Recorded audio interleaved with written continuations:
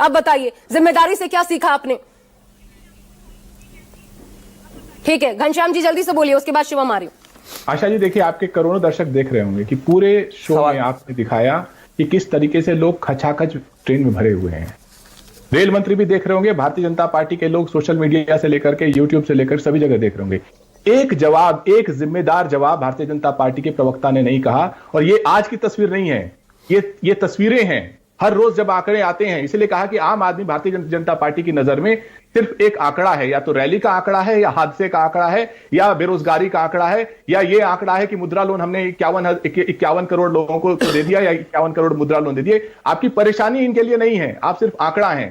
जब ये तस्वीरें देख रहे हैं, एक शब्द नहीं, इसमें कोई भारतीय जनता पार्टी का न नेता होगा, न वीआईपी होगा, कोई नहीं होगा। ये सब सिर्फ आम आदमी है। समाजवादी पार्टी ने शीर्ष स्तर से लेकर के कार्यकर्ता के स्तर पर कुंभ में जितनी भी सुविधाएं हम दे सकते थे, हमने देने की कोशिश की है। लेकिन यह कह देना कि इन तस्वीरों का कोई महत्व नहीं है, जिस तरह के हादसे हुए हैं उनका कोई महत्व नहीं है। 7,500 करोड़ ये अडानी का पैसा नहीं है, ये टैक्स पेयर का पैसा है जो कुंभ के इंतजाम में लगा है। जब हमने कहा कि आपसे नहीं हो पा रहा, तो कम से कम पहले ये 100 करोड़ का नंबर बोलना बंद कीजिए। ये बकवास है। 100 करोड़ का नंबर सिर्फ लोगों को उकसा रहा है कि आप कोई चीज मिस करने जा रहे हैं जो आपको मिस नहीं करना चाहिए। आपके यहाँ इंतजाम नहीं है। पहली बात, जब 300 किलोमीटर का के ट्रैफिक जाम की खबर आई, तो क्या भारतीय जनता पार्टी ने जिम्मेदारी ली? इस देश में कब जब आम आदमी को परेशानी होती है, भारतीय जनता पार्टी जिम्मेदारी लेती है। वंदे भारत की तस्वीर को इनॉग्रेट करने के लिए प्रधानमंत्री जा सकते हैं, ट्रेन एक्सीडेंट हो, प्रधानमंत्री मिसिंग, रेलवे मिनिस्टर मिसिंग, या रेल मंत्री बन जाते हैं। हादसा हो जाए, लोग कुंभ में, यानी कहा, मैं रिपीट करता हूं, राजनाथ सिंह गए, सबने तस्वीरें देखी, अमित शाह गए, सबने तस्वीरें देखी।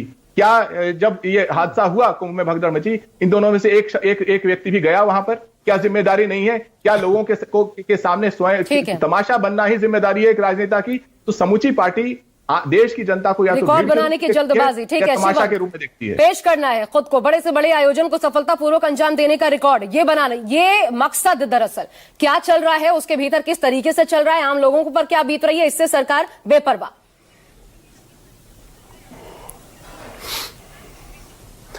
नहीं, बिल्कुल नहीं। मैं मानता हूं कि अगर लोग अपनी श्रद्धा से वहां पर जा रहे हैं और उसके बाद रिकॉर्ड स्वतः ही बन रहा है, वो बात अलग है। लेकिन हाँ, 50 करोड़ से कुछ लोगों को दुख दर्द बहुत ज्यादा ही है। कभी वो 100 करोड़ बोल जाते हैं, कभी 150 करोड़ बोल जाते हैं, कभी कहते हैं कि हर तीसरा आदमी कुंभ नहाने जा रहा है। मैं मानता हूं दर्द और दुख बहुत ज्यादा है आपको। दरअसल बात यह है कि आत्मीयता बिल्कुल नहीं है, आपको किसी चीज से संवेदनशीलता बिल्कुल नहीं है, किसी के मरने से बिल्कुल कोई फर्क नहीं पड़ता। वहां पर पहुंचे नहीं पहुंचे, उनका दुख दर्द लेने पहुंचे नहीं पहुंचे, उनके परिवारों से मिलने पहुंचे नहीं पहुंचे, उनके हॉस्पिटल पहुंचे नहीं पहुंचे, लेकिन यहां पर बैठकर संवेदनहीनता की जितनी भी पराकाष्ठा है वो पार करनी है। लगातार नंबर, लगातार कुंभ, उस चीज का दर्द है। और जहां तक बात इन्होंने कहा कि 7,500 करोड़ बजट ये जनता का पैसा है, ये कोई अडानी का नहीं है, बिल्कुल ठीक बात है। लेकिन वो जो सैफई में महोत्सव कराते थे, वो भी अखिलेश यादव के किसी के घर से नहीं आता था, रिश्तेदार का नहीं था, ससुराल का नहीं था उनका, जो वहां पर नाच गाना कराते थे आप।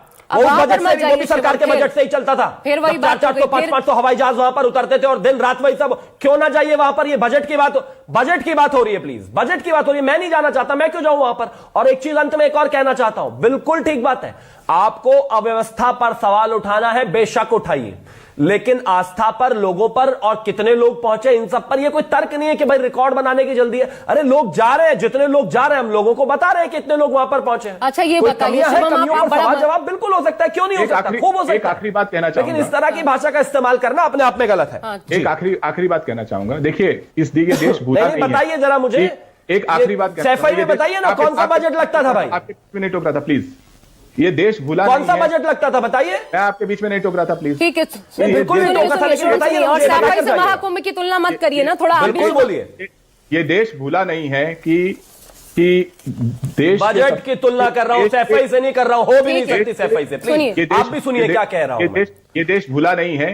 देश के सबसे अमीर आदमी को अपनी पॉकेट में बिठा करके अपनी गरीबी की मार्केटिंग प्रधानमंत्री 10 साल से कर रहे हैं।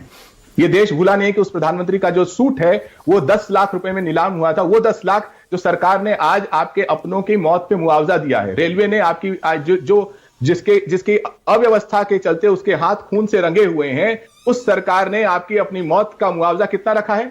पूछिए शिवम त्यागी से। शिवम जितना त्यागी भारतीय जवाब जनता दीजिए। पार्टी के एक आम ठीक है। कार्यकर्ता की कार होगी, उतना उसकी मौत का मुआवजा वो रखा दे रहे हैं है। जवाब, तो भारतीय जल्दी से। जनता पार्टी प्रवचन जो भी दे, लेकिन मैं आपके दर्शकों से निवेदन करना चाहता हूं कि इनके बहकावे में आकर के अपने अपनों की जान हथेली पर लेकर के किसी भी ऐसे स्थान पर मत जाइए जहां पर व्यवस्था नहीं है।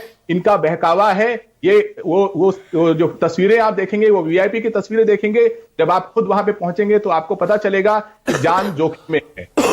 जल्दी शिवम त्यागी। देखिए, मैं सिर्फ एक ही चीज कहना चाहता हूं कि एक तो इन्होंने कहा कि 10 लाख रुपए का सूट नीलाम हुआ। वो जो नीलाम हुआ और नीलामी के जो पैसे हैं वो भी इस देश की जनता के ही लिए गए। दूसरी बात, प्रधानमंत्री अपनी गरीबी का बखान करते हैं। जाहिर है जो परिवार से गरीब थे वो गरीब है, उसमें कोई दो राय नहीं है, वो बखान ही करेंगे। जिसके पास अपना कोई घर ना हो वो जाहिर है वो जनता को बताएगा ही।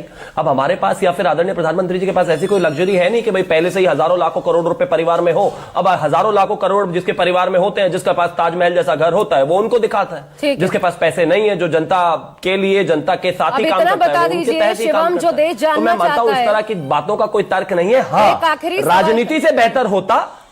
एक आखिरी सवाल का जवाब देते जाइए शिवम त्यागी। और कितना इंतजार करना पड़ेगा? और यहाँ भी आंकड़े छुपाए जा रहे हैं, ये आरोप लग रहे हैं, तो जरा ठोक बजा के ये बता दीजिए कि नहीं, ये मौतों का आंकड़ा इतना ही है और कंफर्म्ड है और डंके की चोट पे मैं ये कह रहा हूं। और रेल मंत्री इस्तीफा देंगे कि नहीं देंगे? शिवम त्यागी।